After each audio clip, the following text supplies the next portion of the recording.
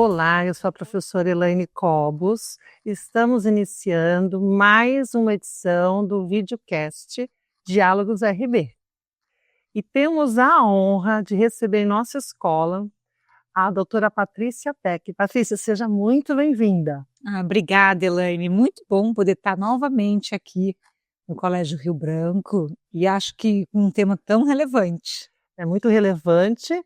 E famílias, comunidade, eu vou aqui falar um pouquinho do currículo da doutora Patrícia, mas seu currículo é tão extenso que eu fiz uma síntese e depois você sinta-se à vontade de fazer algum comentário, tá? Eu vou ler aqui para os pais retomarem aí o seu currículo. Patrícia, você é advogada, especialista em direito digital, propriedade intelectual, proteção de dados e cibersegurança, né? Graduada e doutorada pela USP, a Universidade de São Paulo, PhD em Direito Internacional, autora de mais de 20 livros na área e também sócia fundadora do escritório Patrícia Peck Advogados. Parabéns! Obrigada, Elaine. Acho que é uma jornada, né? Fica aquela coisa. Além disso, tá, gente? Tenho 2 filhos, né? Que a gente gosta de dizer. A Gabi, a mais velha, já até formou em psicologia na faculdade, e o caçula, que é o Rafael, acabou de entrar em administração lá na FEA, na USP, está todo feliz, né? Nenhum dos dois seguiu fazer direito aqui, como eu, mas é bom a gente diversificar o conhecimento. Parabéns, viu? Obrigada.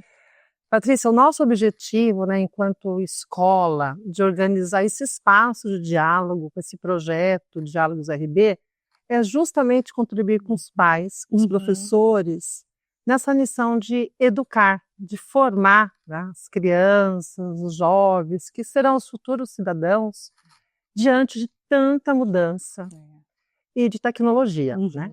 Então, eu vou começar o nosso bate-papo aqui com uma pergunta, aí tenho certeza que você vai contribuir bastante com os pais. Né? Quais são, na sua visão, os limites éticos no uso das redes sociais que famílias e professores devem ensinar às crianças e jovens? E por que, né, na sua concepção, é tão importante que esse trabalho de formação comece cedo? Olha, Elaine, eu já atuo há mais de 20 anos, né, com a atividade do direito digital, que é essa união de direito e tecnologia, e atendo entidades de ensino desde 2005.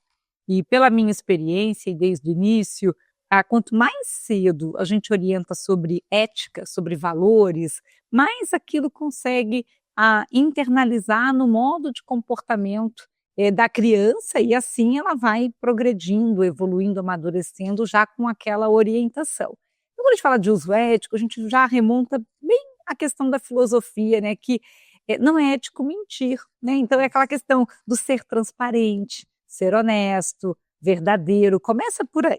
Então, uma família em que você tem aquela mentirinha aceitável, tolerável, que tem hora que a gente mente para agradar, tem hora que a gente mente para não deixar alguém magoado, é assim o começo de um possível problema, um risco que a gente acaba se expondo, né? Países como eu tive a chance já de estar ali em Netherlands, né, e em Amsterdã, eles dizem que tem, e a gente olhando, né, as leis, tem mais de 30 crimes que eu preciso saber mentir para conseguir executar. Olha. Então, sabe, a falsa identidade, a fraude, o estelionato, até mesmo o adultério, e a mentira, ela compromete caráter, ainda mais no longo prazo. Quem mente por um pouquinho pode mentir por muito. Quem hoje coloca ali uma data de nascimento que não está conforme a sua idade, só para poder acessar o ambiente que tem uma idade mínima recomendada,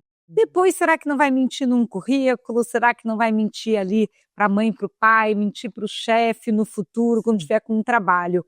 Então, assim, esse é o início de um diálogo, como a gente está tendo aqui, mas que mostra que são pequenas escolhas que vão gerando grande impacto em termos de reputação e em termos também de responsabilidade, né? Então, a gente está de olho na reputação e na responsabilidade. Então, as mídias sociais são uma grande praça pública, né? E ali, muitas vezes, você acaba vivendo quase que uma fantasia, algo que não é exatamente o que corresponde ao dia a dia, à realidade. Então, a pessoa muito feliz, mas que na verdade está triste, né? Às vezes a pessoa buscando um tipo de conteúdo que o ideal seria estar mais bem orientado, do ponto de vista ali pedagógico, de uma informação. E digo mais aos pais, que a gente está trazendo agora a inteligência artificial, e olha que curioso, a IA agora também mente para agradar. Olha, Então, quem será que a IA aprendeu a mentir para agradar? Com os humanos. Conosco. Então, assim, acho que para a família tem que ter um pacto. O pacto é de transparência e de verdade, de honestidade. Então, a primeira recomendação quando a gente ensina sobre o uso ético de tecnologia é justamente esse uso sem as mentiras associadas, para que isso não comprometa depois outras escolhas na vida daquele jovem e no futuro na vida do adulto. Sim.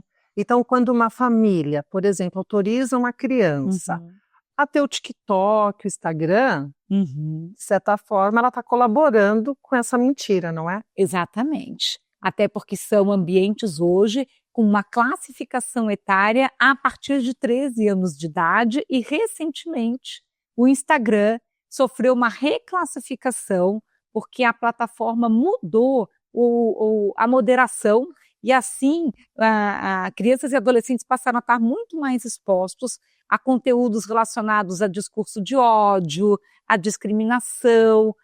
Aqui não é um questionamento de liberdade. Liberdade de expressão é uma coisa, mas o direito não protege liberdade de agressão, né? Então, nesse nível. E aí, por isso, agora o Instagram foi reclassificado como recomendado com idade mínima de 16 anos. Muito importante essa informação. Patrícia, aqui na escola nós temos um projeto, o RB Convivência. E nós ensinamos, por meio de experiências de aprendizagem, reflexão a partir de um dilema, a diferença de espaço, por exemplo, público e privado, que você acabou de comentar. No entanto, a escola é um espaço público, né? Casa, um espaço privado do mundo real.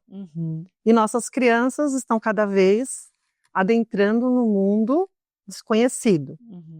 Pensando nisso, você acha que é possível ensinar às nossas crianças e os adolescentes que a privacidade digital é um direito, mas também é uma responsabilidade pessoal?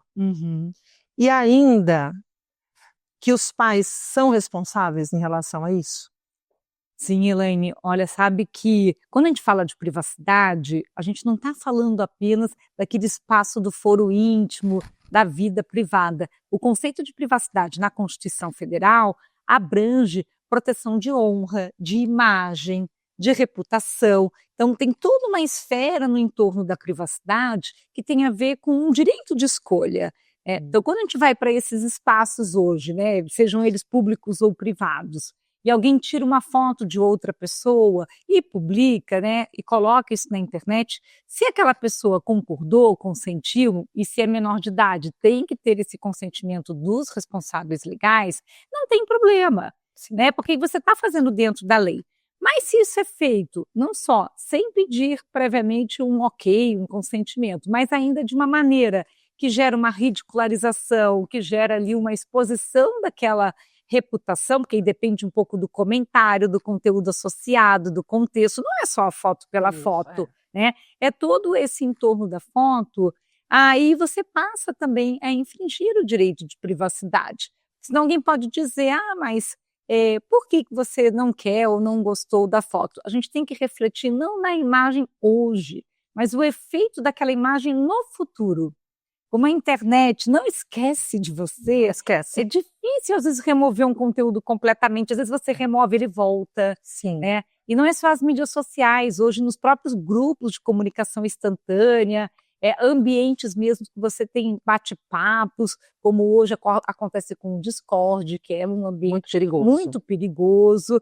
Aquela disseminação de conteúdo fica ainda mais difícil de remover. Eu gosto de dizer muito para a família, assim, pense com a mentalidade, a visão dessa escolha, dessa proteção da criança e do adolescente no hoje e no amanhã.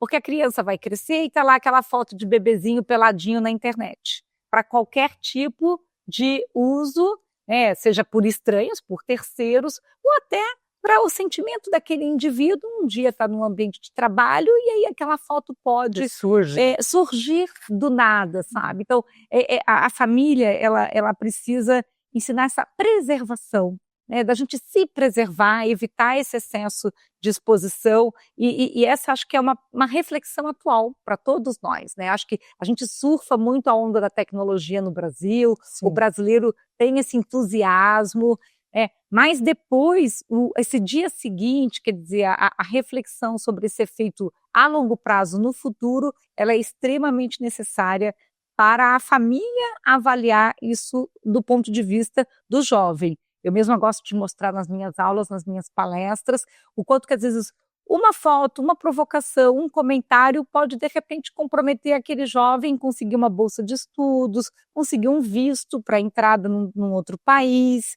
Essas são coisas que vão mudando ao longo do tempo. Então, conteúdos e conexões afetam a nossa reputação. Então, são escolhas de hoje com um efeito quase que perpétuo.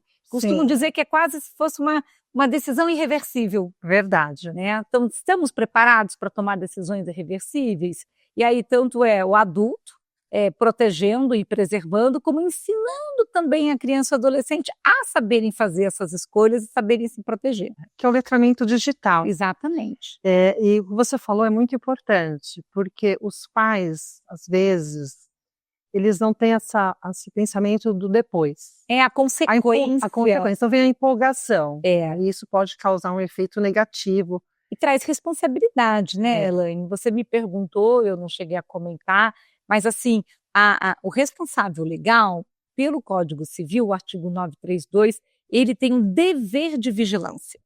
Não é um direito vigiar o menor de idade, é uma obrigação. É um dever. É um dever.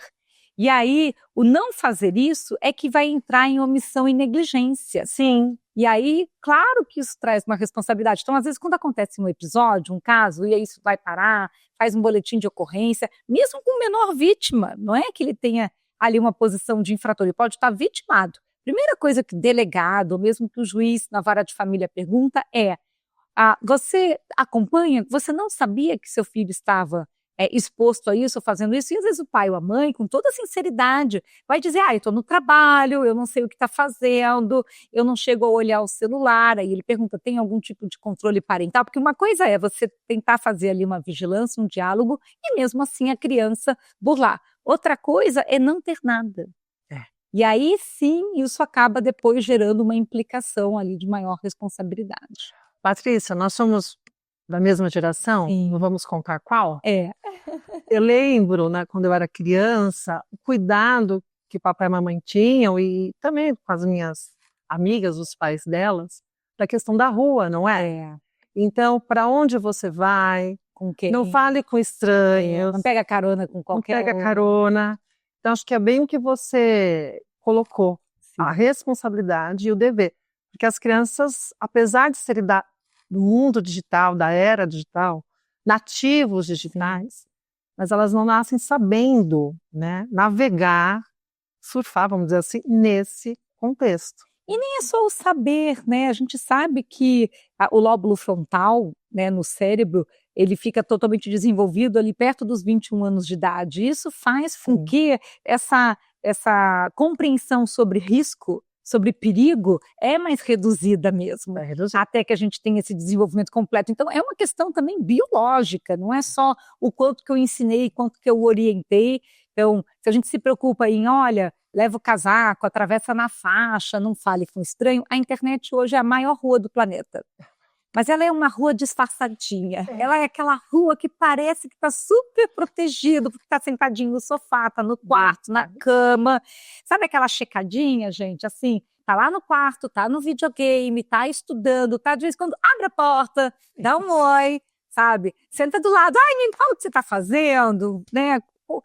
E essa participação, essa proximidade é fundamental. A família de hoje, às vezes fica um pouco naquela dúvida do será que estou invadindo a privacidade? Sim, eu escuto muito isso das famílias. Do filho, não é? É. E aí, gente, olha, não existe uma invasão de privacidade do menor de idade no sentido de que os pais têm o dever de vigiar, de saber. Então você pode dizer, olha, eu te confio em você, estamos num processo aqui de amadurecimento, então é autonomia com responsabilidade. E aí, se descumprir alguma coisa, passinho para trás. Passinho né? pra trás. Você perde um pouco daquela autonomia. Então, não acho que você está desconfiando no ato de querer saber, de pedir informação. Isso é importante de ser colocado. Porque, de um lado, os pais têm o dever de vigiar e, do outro lado, você tem, pelo próprio Código Civil, o dever de obediência. Então, os pais têm que vigiar, os filhos têm que obedecer, é assim que está na regra. Então, para quem não sabia, o artigo 1634 lá do Código Civil diz que os filhos têm o dever de obedecer os pais. Vejam bem, pais, gravem esse artigo. É muito importante, foi na geladeira. Foi na geladeira, vocês precisam respeitar e obedecer. Exatamente. Não é? Obrigada, Patrícia. Nós temos aqui o ensino médio, que é uma fase do vestibular, das redes sociais, ainda com mais potencialidade do que com as crianças. E eu queria te perguntar, ou melhor, queria que você explicasse para esses jovens que vão assistir esse videocast, que eles acabam sendo penalizados pelas postagens que eles realizam, e muitas vezes com brincadeiras que eles acreditam que são inofensivas. Sim. Não é? Doutora Patrícia, na questão legal, quais são esses riscos dessas postagens de conteúdos que possam impactar a vida do outro colega, do ser humano, para que eles possam tomar cuidado? Esse acho que é um ponto assim, fundamental. Às vezes a gente já faz a coisa muito na pressa, a sociedade digital ela é muito em tempo real, muito nesse ao vivo, transmitir ao vivo, já postar, mas a gente acompanha casos que chegam no judiciário em que tanto quem postou, quem curtiu, quem dá o likezinho também tem envolvimento, porque ao curtir ou ao repassar, você está endossando aquele conteúdo. Então, conteúdos hoje, que sejam ridicularizantes, conteúdos que venham ali a ser discriminatórios, uso de palavras e expressões que são entendidas com cunho agressivo, com um discurso de ódio, aquela brincadeira, mas aí eu pego ali a imagem, tiro a foto da pessoa, faço uma figurinha, faço um meme, alguma coisa assim. Tudo isso, quando você envolve tanto os menores de idade, mas eles também fazendo com outras pessoas, mesmo que os outros sejam adultos, isso quando para no judiciário traz uma responsabilidade civil dos pais. Você pode tanto ir para uma questão indenizatória, então você tem casos hoje na justiça que vão de R$3.000 a acima de R$30.000 por conta daquele comentário, daquele conteúdo. Então, haja arrependimento depois, quando você vê o desfecho, mas mesmo tendo um ressarcimento monetário, o estrago emocional, ele é muito difícil de ser tratado, Isso realmente, acho que a gente tem que lembrar de não fazer aos outros o que não gostariam que fizesse para nós, e o direito ainda pode levar para um desdobramento de crime, de prática criminosa, se for menor de 18. Vai ser ali aplicado como ato infracional, mas se maior de 18, como às vezes no ensino médio tem aquela viradinha da idade. Tem a viradinha. Completa 18, completa 18. Aí do 17 virou 18, já tem a responsabilidade criminal também. Importante. E os pais, eu também sou mãe, você também falou no início, nós queremos super proteger muitas vezes, ou justificar, mas tem a lei. Então é uma questão jurídica, penal, civil da Constituição. E acho que mais que isso, Elaine, a lei sempre esteve aí, mas conforme a gente está usando mais tecnologia, quem virou testemunha foi a máquina. Então hoje você pergunta para testemunha celular, para testemunha computador, para testemunha internet, e ela conta o que aconteceu. E é um tipo de prova, essa prova é documental. Então é uma prova que tem um valor de prova plena no judiciário. Então, quando uma máquina diz que a gente fez uma coisa, você tem que conseguir apresentar uma prova muito mais forte para dizer que não foi bem aquilo ali que aconteceu. Então, o viver uma sociedade em que, o que nós fazemos não fica mais entre quatro paredes, não importa se é quatro paredes da sala de aula, da casa, não tem mais essas paredes, então nós estamos vivendo uma sociedade um pouco sem essas proteções, esses muros. 2, o conteúdo se perpetua. E 3, tudo aquilo que está colocado em evidências digitais tem um valor de prova plena no judiciário. Então, depois a pessoa diz, mas não foi bem assim. Né? Não tive a intenção. Não tive a intenção. Quem cala consente digitalmente também. Então, isso é um ponto importante porque a gente tem uma cultura no Brasil de que, de repente, se eu contacto em alguma coisa que alguém está planejando, que pode ter um perigo, um risco, fazer mal para outra pessoa, parece que eu estou dedurando. O grande problema é que se você estiver no meio disso, silente, calado, e nada fizer, você responde também. Você está de acordo. Você está concordando, exatamente. Conivente, né?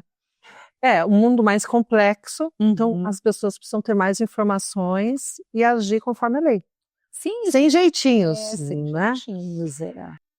Doutora Patrícia, um dos grandes desafios atuais são os algoritmos e a inteligência artificial. Como os pais, né, podem se preparar para lidar, orientar os filhos nesse mundo cada vez mais automatizado e influenciado pela IA?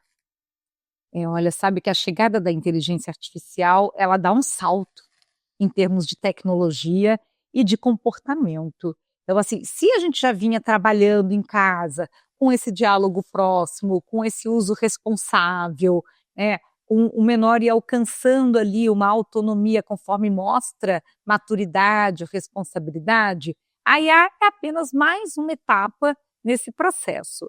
Mas para quem está com os filhos ainda bem jovens, ainda num processo de aprendizagem, a chegada da IA, ela nos desafia no sentido de que é para ser uma ferramenta, é para ser um assistente, mas também a IA hoje pode mentir, pode alucinar, pode dar problema de direitos autorais e de imagem, tem questões relacionadas a sigilo e segurança. Eu costumo dizer o seguinte, de qualquer solução de tecnologia que vá usar em casa, os pais, vamos ler o que está escrito na licença, no termo de uso. Ótimo. É o contrato, é a regra. O que está ali na regra? Porque aquela regra também empodera a família, sabe? Sobre limites, sobre o que pode, o que não pode. Todo uso de inteligência artificial exige uma supervisão.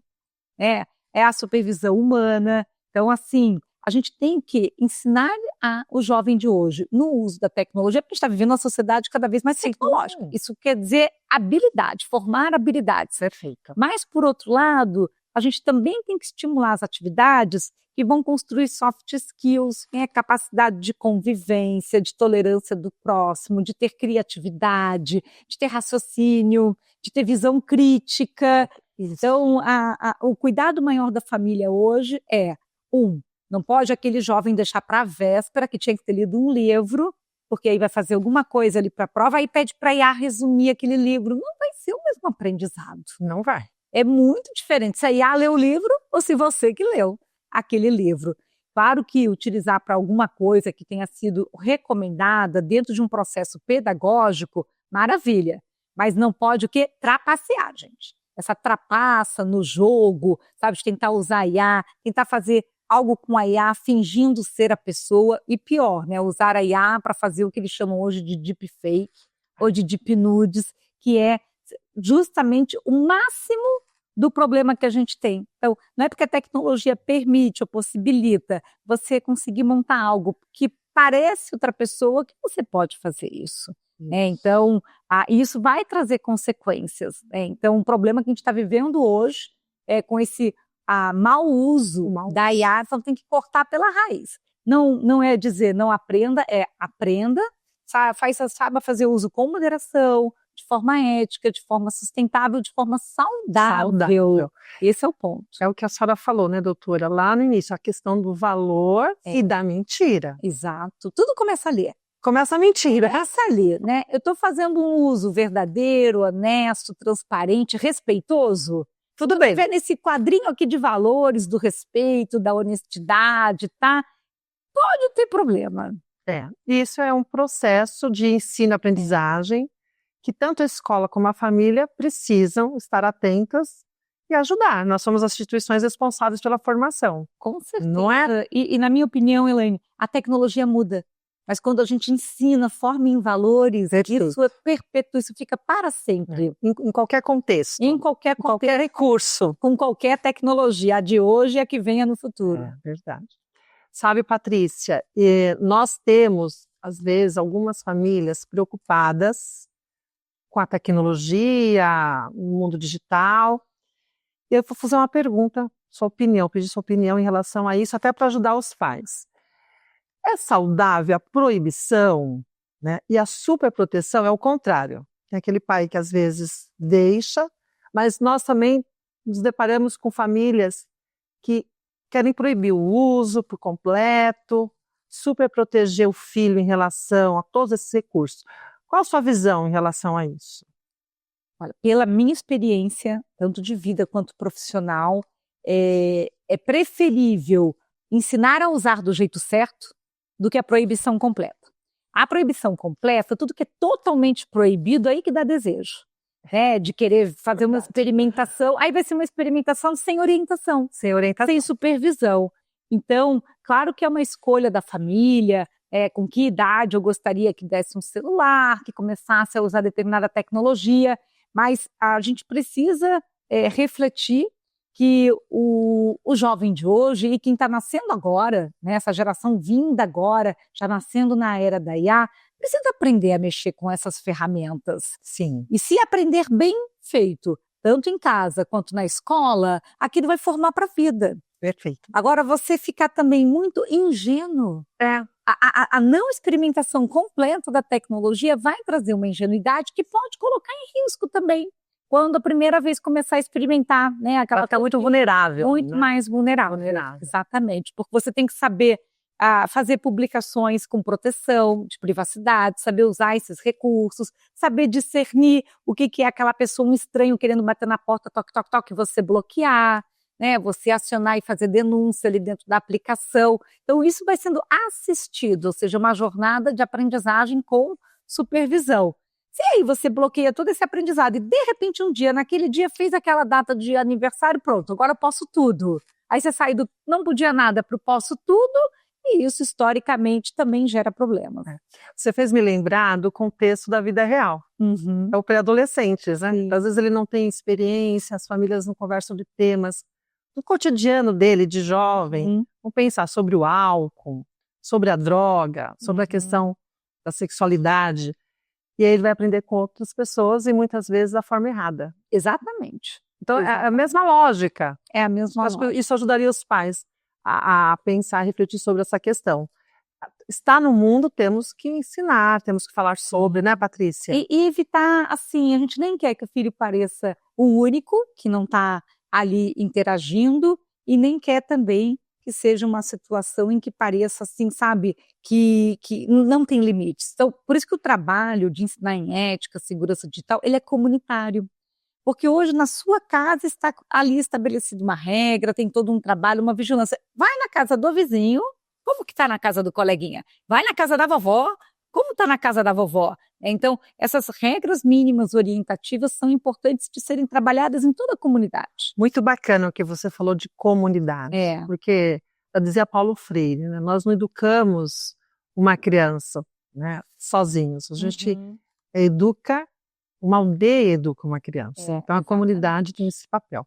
Para a gente finalizando aqui, doutora, primeiro, essa conversa foi riquíssima, esclarecedora. A gente tem uma gratidão enorme por você compartilhar esse conhecimento. E para encerrar, eu gostaria que você deixasse de uma forma bem objetiva algumas dicas para as famílias, de uma forma bem sintetizada, de como que elas podem trabalhar essa segurança, essa ética agora. Vai chegar em casa, depois da sua palestra, de assistir esse videocast. Acho que assim, primeira dica, existem regras de acordo com a idade.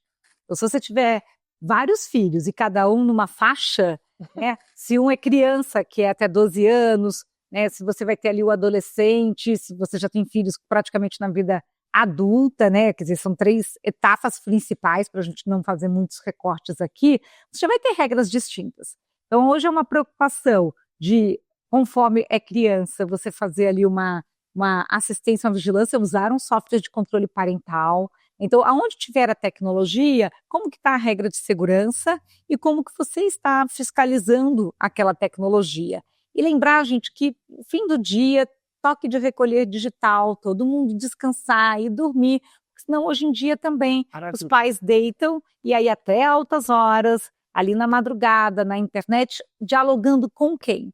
Acho que a principal dica é, internet é rua, Tem que saber abrir, fechar a porta, saber as regras de convivência e dar o exemplo. Acho que quando a família dá o exemplo faz fundamental. toda a diferença. Se educa pelo exemplo. É pelo exemplo. E isso também é atemporal. Uhum. E não é careta, gente, querer saber onde que o filho está. E digam isso, ó, papai e mamãe têm dever de vigilância, 932 do Código Civil. 932.